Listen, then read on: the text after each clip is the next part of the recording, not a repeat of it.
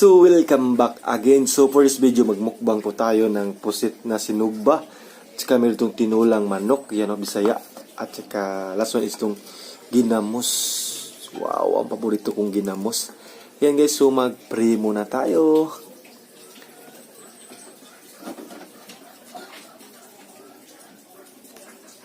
Ayan, so let's start na po.